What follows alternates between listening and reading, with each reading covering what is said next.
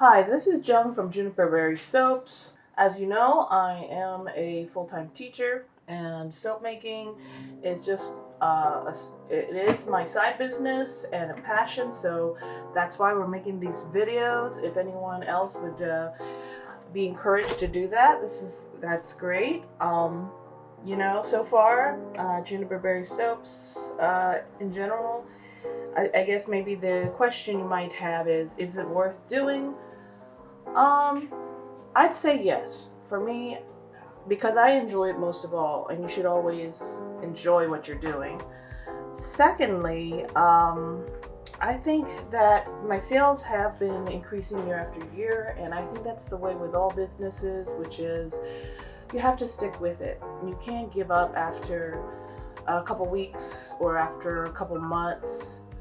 I feel like if you stick with it for the long haul, I think that it will become something. It may become a bigger business, but that's kind of up to you how you want to scale up your business. Right now, I don't have any intention of scaling up my business because I do work full time, and that occupies a lot of my time and mental energy. A lot of mental energy. But if you're a teacher, then you know. But in whatever time I can find, I do work on my soap business, my bath and body products business. Today's topic is master batching and making men's soap or unisex soap. This is a very changing time, so I don't want to say strictly men, women. No, I mean, I don't think that that's kind of a relevant way to think anymore. So I think we can say unisex, and women may like men's shaving soaps for their legs. Women may like men's fragrances. They may not like, flowery scents, and vice versa. And if you're, if you're a man, or if you're unisex and you like flowery scents, why not? So, and we have so many tempting scents out there. As soapers, we all know it's very, very tempting to get them all. But today I'm working with mainly essential oils. So I did a really, really big natural line where most of my soaps were natural. We called it the Nature Nurtures collection. And if it's not too presumptuous, this is going to be kind of a continuation of working with a lot of pure and natural materials. But this is going to be, I think for my summer, it's going to be kind of a fresh and clean type of theme. So lots of citruses, bright citruses, a lot of mint, and I love mint. I'm a big fan of mint, and most of my customers are big fans of citrus scents. A lot of West Coast ladies, you know who you are, ladies. You know who you are, Jennifer. Anyway, it's a lot of citrus scents, and Marianne, you know who you are. I'm not going to mention their last names, but Vivian. But a lot of my customers, they just like bright, fresh scents, nothing overbearing. So we're going to use peppermint today, and we're going to make a men's soap, unisex soap. Here I am again. We're going to use two kinds of mint. We're going to use peppermint, and we are going to use spearmint. And what's interesting about peppermint and spearmint is I didn't realize, I always thought that peppermint, let me turn the light on.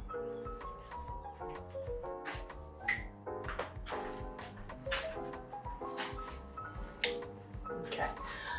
I always thought that peppermint was a lot stronger than spearmint. But when I put a recipe in the Essential Oils Calculator, or EO Calc, online, that's a great resource for essential oil blends. If you don't know where to start, or if you don't want to create your own essential blends, oil blends, or if you do, you can contribute your blend there too. Great resource for soap makers. But back to the point, because I'm always going off point, is spearmint is many times more potent than peppermint. So when I try to put in 30 or 20% for spearmint, the essential oils calculator would not allow me to use that kind of usage rate for soap, even soap. So that kind of got me to thinking, okay, well, I'm going to definitely lower that to 10% or even less, and let's up the peppermint. And I could do that with the peppermint, no problem. So the peppermint, the potency, whatever it is that affects skin, is a lot, many times weaker in peppermint than spearmint. Although some people might feel like, I felt like peppermint smelled a lot stronger and fresher, and it was an obvious thing, but it was not an obvious thing. So I think that was a surprising discovery. Another thing about using mint, and I've been making a lot of mint soaps in the last day or two, is that it makes your soap batter so fluid. It makes it nice and fluid, which has its advantages because then you're able to get nice flat tops to your soaps or to bottoms, depending on what you're doing. And it just gives you a bit more working time, especially if you have a recipe that uses hard butters, which I have a recipe that I use that has shea butter, which is a hard butter. And those soaps tend to set up a little faster. So I use a lower temperature when I'm soaping, and I also try to use fragrance oils that that keep the soap batter fluid, and the mints do that. So that's that was a good surprise. So let's go ahead and make some men's unisex soap, and I'm going to call it double mint and double mint soap. So I am using these massage bar loaves. I mean, not loaves. Massage bar molds from Amazon, and they have these little nubbies on one side, and then the bottom of the soap is supposed to be flat. So that's the top of the mold, and that becomes the bottom. So the soap basically is like this, and it gives you a nice handhold when you hold it in the shower, and also gives you kind of a massaging action if you are somebody who rubs soap directly onto your skin, or you could just use it like a little massage, like a massager, a little massage tool, the little bumpy things that you can buy to massage your neck and things like that. So I have, I think it was like $18 for a pack of 4. So I have 4, but I have 3 right here for today's purposes. I'm using 36 ounces. I don't make a ton of soap, but, at a time, because then my soap will just be sitting and won't be sold for years and years there's no reason for someone on my scale to make tons and tons of soap, unless I'm just super rich and I'm giving it away for no reason. So I'm just going to make 12 bars of soap, and I think that actually 36 ounces fills about 10 and a half of these.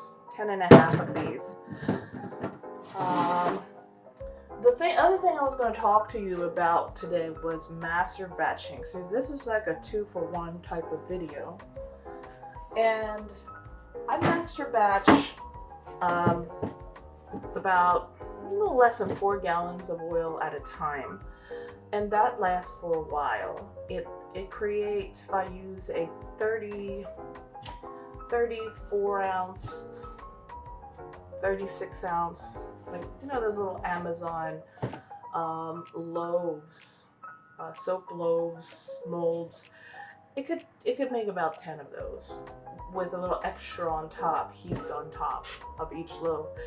So I master batch about 360 ounces, and that's not a lot. It's not a lot. It's enough for a little small Etsy shop like Juniper Berry Soaps. So I bought these tubs, 4-gallon tubs, and I will put all my oils and put them into here, and master batch my oils. And I started to do that a couple months ago because making up my formula, my recipe every single time to create 1 loaf of soap was taking, hours and hours I didn't have. And I have a family and I have other things I have to do. So it was just taking up way too much time, and I thought this was not a very smart way to work. After working that way for years. So I listened to the advice of other soapers, and I started to master batch in these 4-gallon tubs, and it was really, really convenient, and it cut a lot of unnecessary time.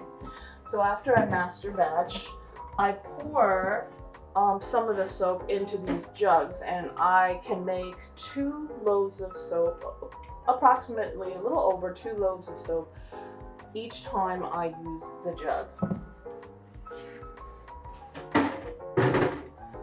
So, and this is fantastic if you're doing a workshop. I did a workshop with my girls, and I said with my girls, I only have 1 daughter, but I also have many other daughters at my school. I work at all girls high school. So hello girls, hi. I work at all girls high school, and taking this was very handy because I was able to make soap with my students very easily, by taking my master batched oil and not have to do that in front of them and waste a lot of time. So it was like instant magic. They saw the soap mixing, boom, we added the fragrance, and we had some beautiful soap projects. We did some cupcakes, we did some lavender loaves. We did little samples first, little cute little samples that said 100% handmade. It was very satisfying, I think, for them, and they were more than happy to take some handmade soap home for the summer, and every last piece of soap was gone. So it's a special thing, and I think it's definitely I would want a piece of handmade soap if I was a student. So we have this. I have my lye water also master batched, and I did the lye water master batching before I did my oils master batching because this was a recent discovery too. Soapers always talk about their soaps overheating and cracking, and that never happened to me. And the reason why was just all the time, for some reason, I would make the lye beforehand and let it cool off completely and then soap with it later. But there was one time this year where I was kind of in a rush and everything volcanoed. I never had a soap volcano happen, and what I've never heard on any soap video was, and I don't know why this was never brought up, is if your lye is too hot and you don't let it completely cool down to room temperature and you use it, your soap will bubble out of its mold each and every time. So I made some beautiful loaves of soap that just completely decided to leave their molds, and it was because I was soaping too hot with my lye water was too hot. So I would make a huge for me, batch of lye water for 10 loaves of soap, and I would just put it in this old lye jug that used to hold lye crystals, and this is the type of plastic that can be heated up and not melt or turn funky. So this one here, I'm doing something new, is my lye water has Tussa Silk in it, and some pure cane sugar. Tussa Silk creates a very silky kind of lather, and it melts into the hot lye water when you initially make it. So you got to add it in when the lye is just being made.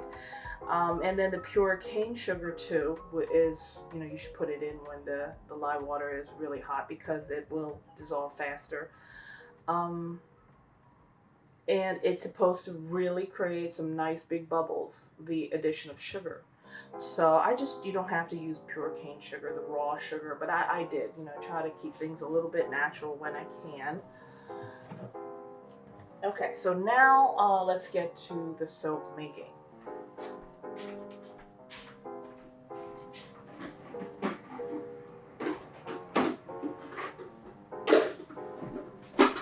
So I have these containers here. I honestly don't know what is this here. It's a measuring cup. It's rather large, from the dollar store. There is no more markings on it anymore because I think they got just rubbed off. But these are little plastic measuring cups from the dollar store. And then this is a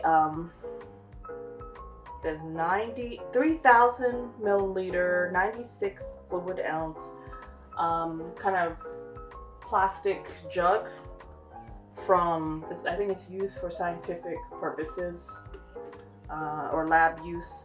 And this is great because you don't find a mixing bowl that has a nice closed handle like this. And I'm always afraid of being clumsy and dropping things, so I don't trust myself. I need a closed handle, and those are hard to find in a mixing bowl because mixing bowls sometimes don't even have handles. So I'm going to enjoy the smell of mint for a while by mixing up my double mint fragrance. But hold on, before we do that, let's see if I have enough soap left here, and pray that this is 36 ounces. If not, I'm just gonna have to cry.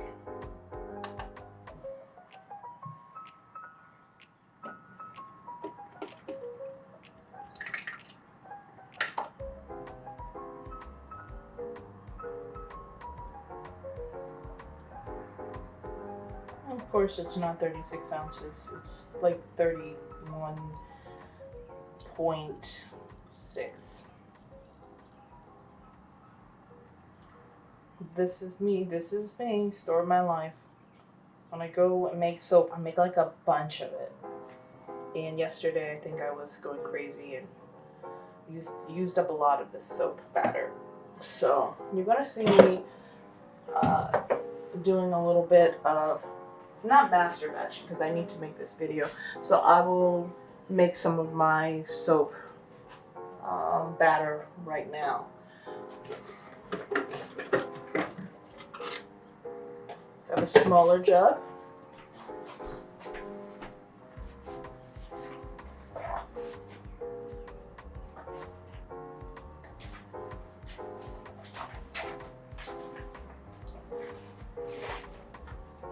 So I have my current recipe here, and my recipe is always changing. I'm always tweaking it over the years. And at first I had cocoa butter, and then I took out the cocoa butter. It was just I didn't want so many things in my recipe that it would just take forever to get these oils ready. So I have shea butter. I use olive oil, coconut oil, palm oil, sunflower oil, shea butter, castor oil. Castor oil creates nice bubbles. Shea butter is great for the skin. Sunflower oil is very great for the skin. And it's readily available. Palm oil makes a nice hard bar of soap. It's a beautiful oil. Some people are very, very passionate about the controversy surrounding palm oil. I do use palm oil. Coconut oil There's coconut oil. There could be controversy on every type of oil, really. Coconut oil as well. And that makes a nice hard bar of soap and olive oil, which is great. Overall, olive oil has been always great to use in soaps, to eat. It's a great oil.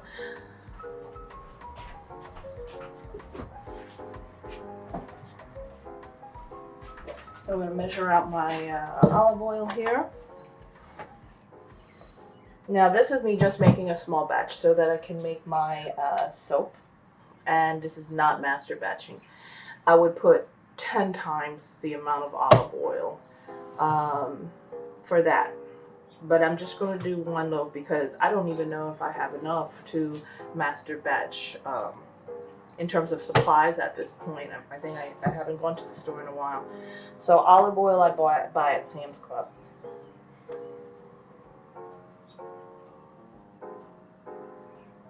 Okay.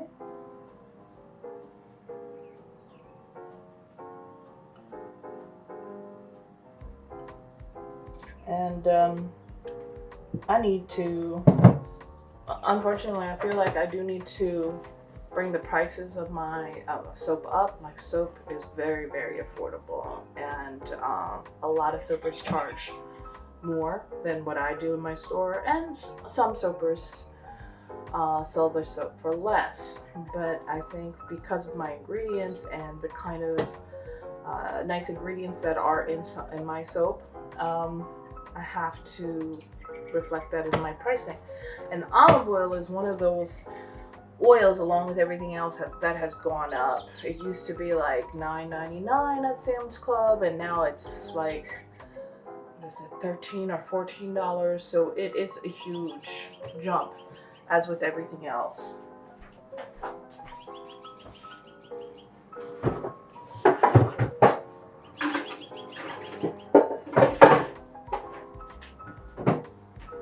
Okay. The second oil that I'm using, I keep in the tub, is it's just easier for me to get it out of an open tub like this, is the coconut oil. And especially because I have to kind of dig at it, it's a very hard oil. So let me just get this plastic spoon here. Tear my scale here. I use as much coconut oil as I do with my olive oil.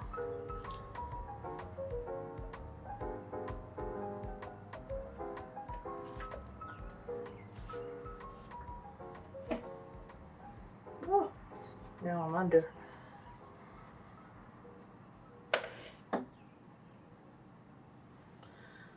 Yeah. When you do this, you get pretty good at eyeballing almost the exact amount you need after like years.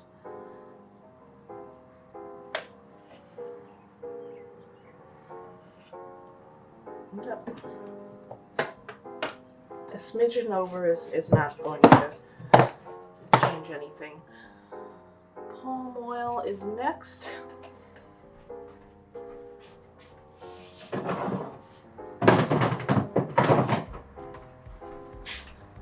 I use a hydrogenated palm oil.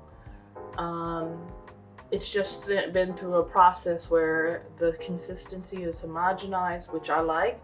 That typically with palm oil, it separates in the bucket with regular palm oil, and then all of the good nutrients and some of the ingredients go right to the bottom of the bucket. But gotta wear gloves.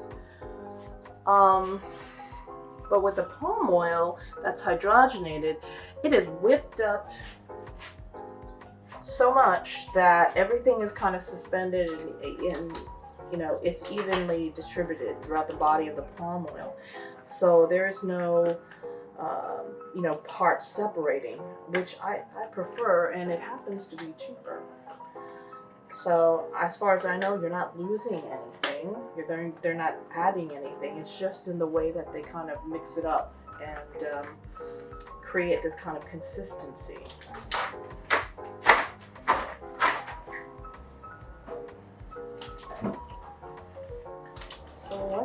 going to create the perfect glove for soapers. It'll be easy to take on and off, but tight enough so you can grip things. So palm oil is next. And I keep my little spatula in here. Right now I'm adding the palm oil, and the hydrogenated palm oil, you can see it's just a very creamy kind of consistency. It's very white because it's been whipped up. Almost there.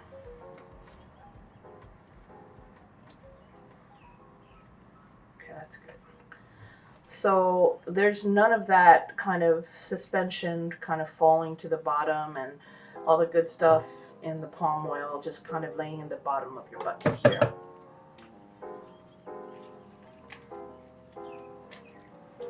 And palm oil has a very long shelf life, which is great.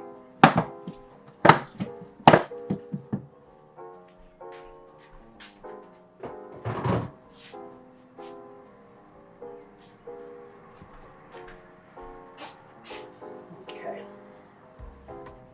So now, I'm going to put in my sunflower oil, but I believe I am out of sunflower oil, so I'm going to replace that with rice bran oil, which is also very good for your hair and skin.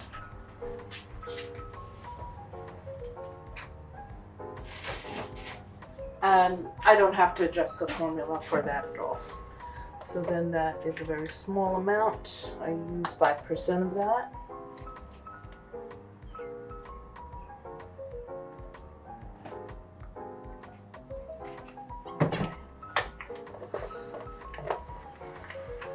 And then shea butter and castor oil. So I'm going to add the castor oil. And castor oil is a very special oil. It's has a consistency like, it's very thick and syrupy. That's what it is. And it's, supposedly makes your soaps more bubbly. Okay, so you see me going back and forth, and you see how much of a hassle it is when you are having to do that every single time you want to make a bar of soap, a loaf of soap. So that is the number one reason why I finally just broke down and said, why am I doing this? Why am I doing this dumb thing, which is making up my oils separately each and every time? If I'm just using the same recipe over and over again. If I'm not, then that's a different story. If I'm doing something special with some very special rare oils or something, then I'm going to have to make a separate batch. So I'm going to put this in the microwave. Oof. Now this batch of oil, I'm just going to put back in here.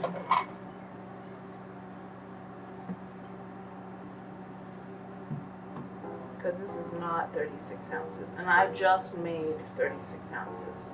So master batching, you just kind of whip out the jug of pre-mixed oil recipe formula, and you just mix the correct amount of lye water that's already been master batched, and you add your additives, whatever special additives you want to your original, to your your usual recipe, and then you're done.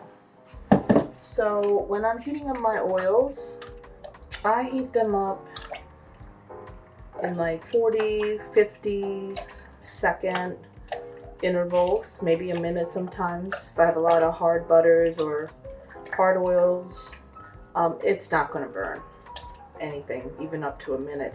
My microwave is, I think, 1,000 watts. I don't know if that's super strong or anything, but I just keep on putting it in the microwave until it becomes completely liquefied, and I keep stirring it and liquefying it and stirring it. With the shea butter, I like to be a little bit more careful with luxury butters. I don't put it in the microwave. I just like to heat it up, and because I don't want to overheat it on the stove. And a double boiler like this is just an old Farberware one. My mom used to use these forever. She still does. Almost. I think I just need to put it in for another maybe 40 seconds, 30 seconds. I'm just going to stir to see if just the heat, the residual heat here will just take care of the oils. And I think that was good. Sometimes just the heat of the oils and it just not being thoroughly mixed is the problem. So I'll just thoroughly mix it and it'll become clear like this. Nice and clear. When I master batch, I do not heat my oils back up because it's the summer. If it's the winter, I think I have to. But in the summer, it's pretty hot and my oils are fairly liquid and my lye is cold. I mean, it's room temperature. So I just go at it. I don't really heat up my oils until they're clear. Because if I do that, then it's going to be a completely much different temperature than my lye water. I've heard all kinds of different things, but I do think that your lye water and your oils preferably should be around the same temperature, I think, just so it doesn't create any issues.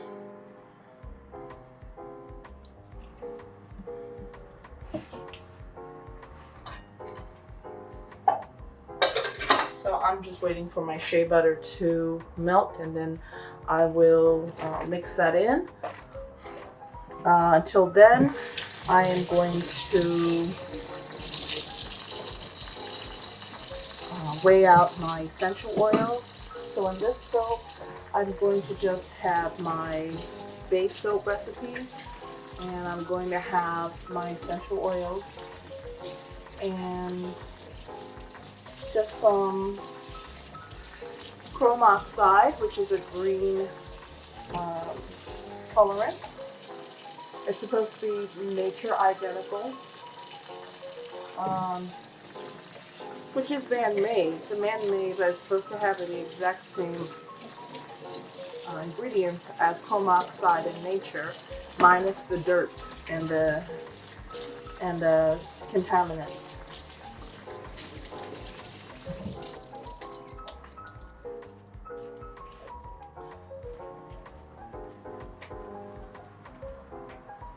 And maybe for another video we can have the topic of what is really natural, pure and natural. What does that even mean? And I think most people will be very surprised by what they might have thought was very pure and natural, and what they thought was artificial. And then that oftentimes the distinction between the two may not be as significant as you think. So I'm going to use a 2% usage rate because anything over that, when you get to 3% in terms of spearmint, is a no-no. Basically, essential oil calculator says you cannot use that amount. So I have my little beaker here that I put my essential oils in. You could use anything really, but don't use plastic, certain plastics. Essential oils are so powerful that sometimes they do melt certain plastics. Try to stick to plastics if you do use plastics with a number 1 and a number 2, I believe. But that's always a safe bet, like these scientific jugs are plastic coated number 1 or 2. I think they're mostly number 1. Peppermint, this is peppermint, and I'm going to use 0.64 ounces. So I can't use this scale because it is not a very detailed measuring tool. This is, I think, the KD 8000, which is a lot of soapers use that. And it can weigh everything up to 10 pounds, so that's a lot in terms of soaping. I use a smaller scale here. It's a little pocket scale because it gives you like 0.000 ounces. It can give you that extra, unit of measurement. So let me just tear it.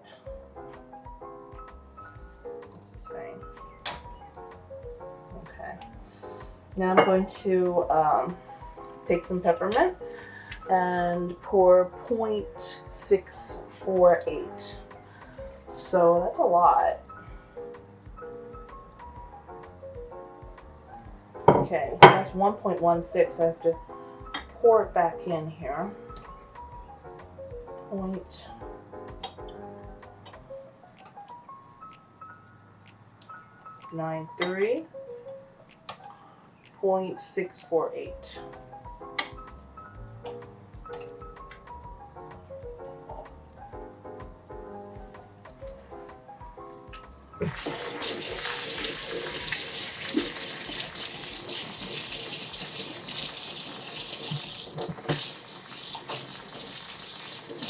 So I have 0.643. That's good enough. A little under. Better under than over. I didn't want to pour off the essential oils right away if I had to make the soap batter because I don't want it to be, evaporating off. If essential oils will do that, and they're very precious, so you don't want to leave them out too long, or you might not have too much left by the time you're ready to use them.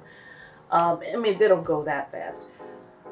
Spearmint. Now this is what I'm talking about. This takes 0.648 ounces of peppermint for a 36-ounce loaf of soap. For spearmint, which most people think is that green, like chewing gum mint, it's 0.072 instead of 0.64. So it is like, what is that? Like 1/6 of the amount, or even less. So don't count on my mouth. My mouth is crap. That's why I have all of these. Use all of the calculators. And I'm using 0.072. So I don't go overboard, which is dangerous. I'm going to use a dropper. 0.0. So I'm looking for 0.07. So I have 0.01, 0.02, 0.03, 0.04, 0.06, 0.072. There we go. Okay. 0.075. One more drop got in there. It's not going to kill you. Okay. Believe me, it's not going to burn your face off or something horrible like that. So I turn off my little pocket calculator, which gives me more detailed measurement, and I put it away. My shea butter is heating up. I just want to mix it. They say that you can overheat shea butter, but then I've heard you should also hold it at a certain temperature so it doesn't get grainy. I just melt it for a little while. I want to melt it, but not melt it until it turns brown. I think if it turns brown, maybe that's not too good a thing. It should still look kind of yellowish.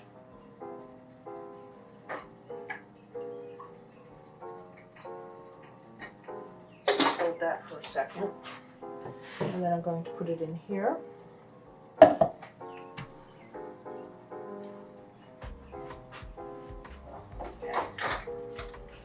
Water on the bottom of my little double burner pan, so I'm just going to wipe it, bring it over, and I'm pouring in my shea butter.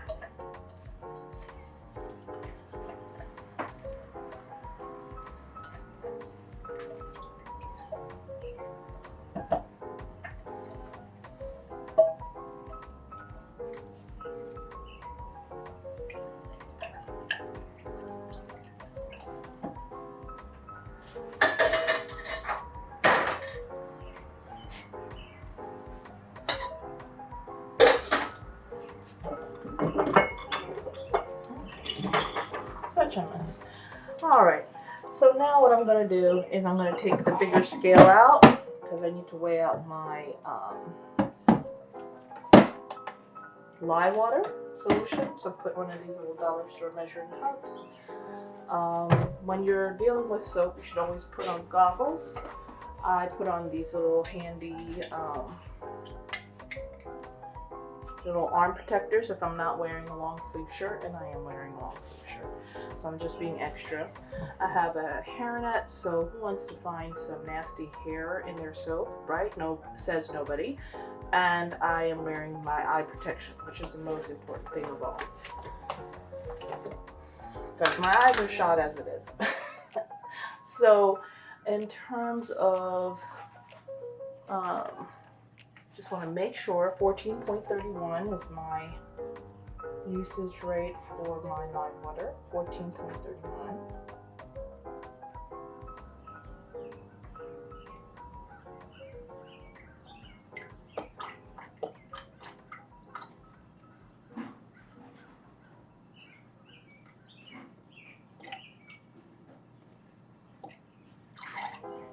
Sometimes just the force of the liquid falling kind of causes your scale to read a little heavier.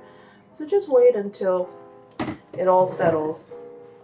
I just felt lime water on my forehead. And just wipe that off before it starts to do something to me. 14.2.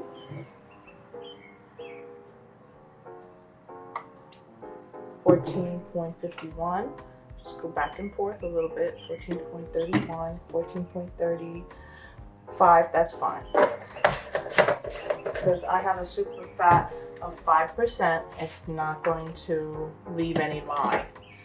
And if you're soaping, I think the standard is a super fat of 5% on soap count. That's like a little buffer of oil that you have that does not get used up by your lye. Just creates a little bit of extra moisturizing effect, but it also catches you when you add a little bit too much lye. And you know, if you go 5% over with your lye, then it'll basically use up all the lye, and with the oils they'll kind of combine evenly, and you'll be left with no lye in there. It'll still be safe. So it's like a little buffer, and I think that's really smart. Okay, I'm mixing up my oils. I'm just gonna, you know, pour my lye water over my spatula and just kind of hand mix a little bit.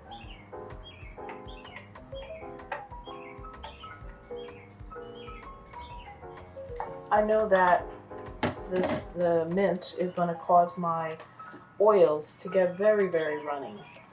My soap batter, that is. So I'm just adding it now. Doesn't matter if you add it later or now or whatever. Okay, put that aside. I'm going to save this container that I dirtied to kind of split off my batch. I'm just using the regular soap color with this chrome oxide. I might add a little bit of white if it seems to be too yellow from the essential oil. Alright, I'm just going to put my stick blender together. I know they don't match, but I don't care. Just make sure all the air bubbles are out from under the bell of the stick blender.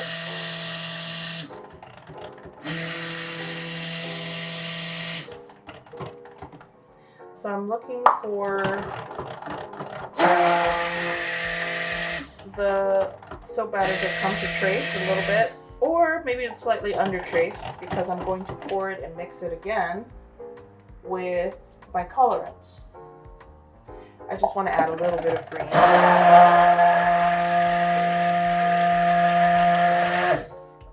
The natural color of the soap is opaque, and it's like a creamy yellow. So that's going to affect any kind of colors. And sometimes, often, unless you have a very strong color, reds will turn orangey, and greens will turn a little bit more yellowish green. So just be aware of that. I'm just going to add a little bit of colorant here, maybe a teaspoon.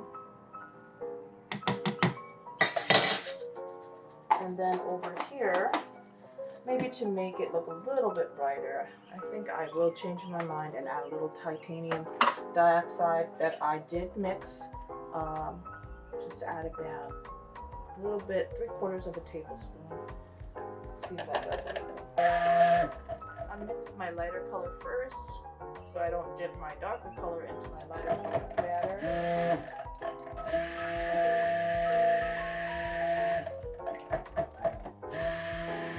So maybe I never paid attention to that fact that it had that effect before, because maybe I was letting the batter sit or something. I was doing something and got occupied, but you know, it's always an adventure because you always learn something.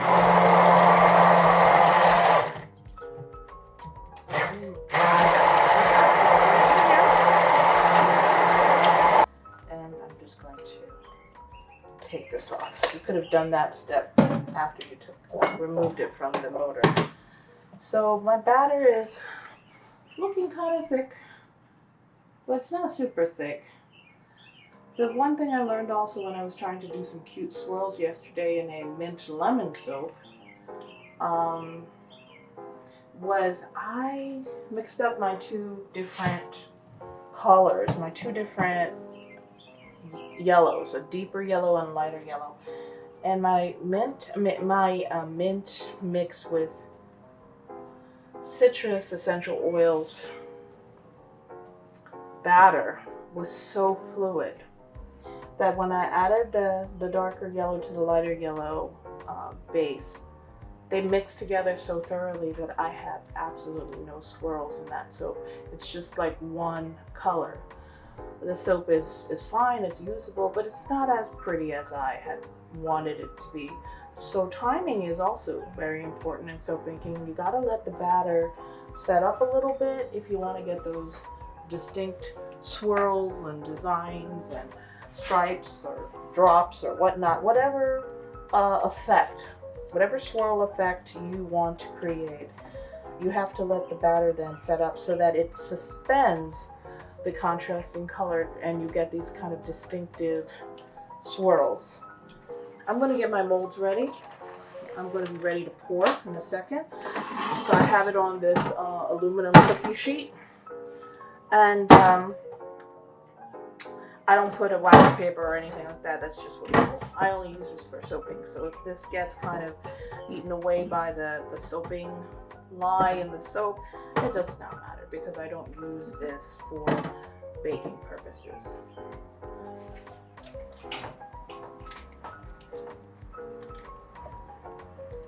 So my batter is getting a little warm. It is heating up. I'm gonna mix this up so that the green is setting up. I think the chrome oxide is also having some sort of an interesting effect where it's causing my soap batter to thicken up more so than the lighter color batter. And they say that titanium dioxide also does that. Well, we're gonna get some nice swirls with this. So there it is. Then I'm just going to give it a little whipping with my, not too much, just want to make sure things are mixed. But I don't want all the colors to kind of smoosh together. And I'm just going to kind of, okay, try not to overfill these guys because I have to tap them and I don't want batter splashing up into my face. And I'm going to wrap this on the counter. I'll be right back.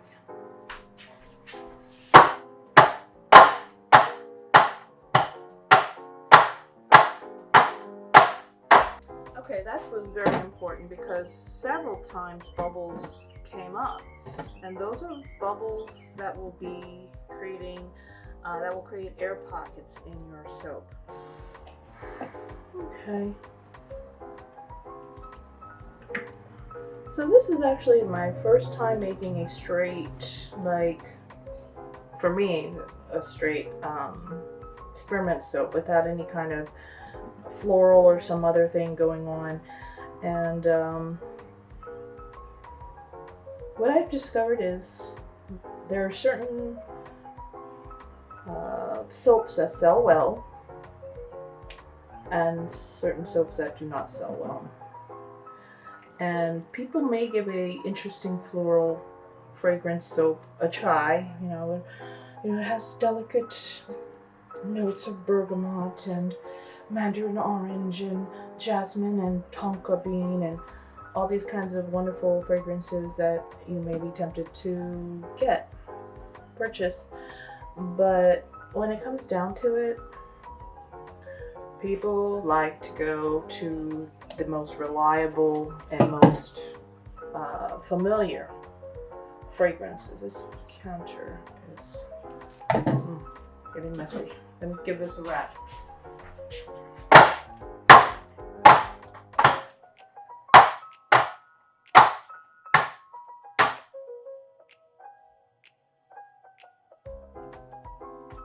So what I was saying was people tend to kind of stick to familiar scents. The majority of people, they might, get a bottle of midnight jasmine or some such fragrance oil that you might be trying.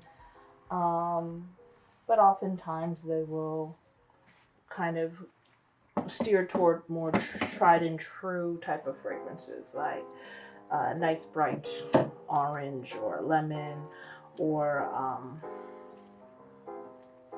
I'm just cleaning up now. Lavender is another big one. Mint. So, never neglect doing those kind of more accepted traditional soap fragrances or essential oils, because they're very, very popular for a reason. They are that wonderful. They are great. There's nothing wrong with them at all.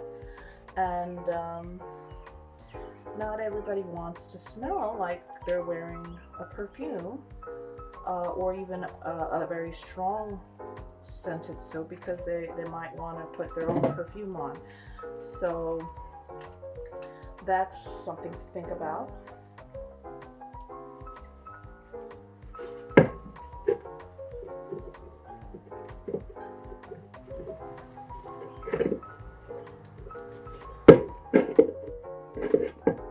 So I sometimes use paper towel to do this, so it's a little bit less messy, and I'm not putting this oil soap batter down the sink.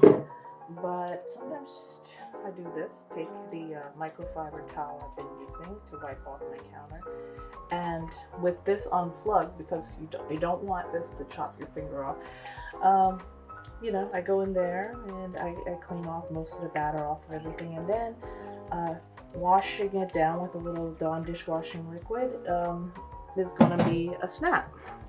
So I'm going to soak everything in some dishwashing liquid.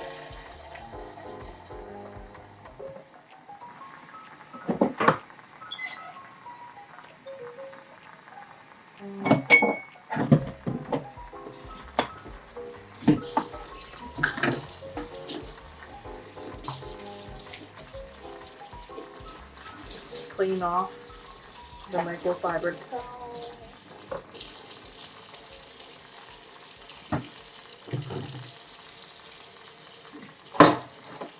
This oil-based titanium dioxide is a bit of a pain. It's very oily and sticky and thick. So I'm thinking of changing back to the water-based, because I feel like it doesn't make my soap batter any lighter than the water-based titanium dioxide. And it's just more of a hassle to clean up. It just gets everywhere, and then like I said, it's a hassle to clean up.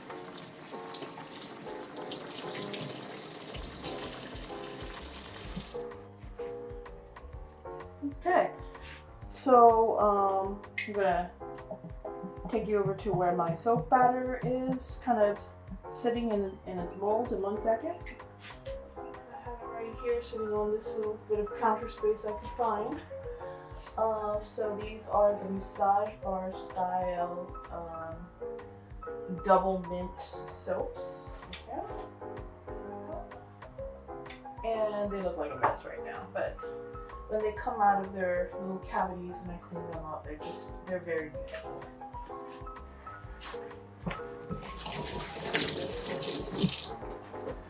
So this is John signing off. The next video, I think I'm going to make a soap that is goat's milk and lemon essential oil for our next soap. So check in and tune into that next, and I'll see you later.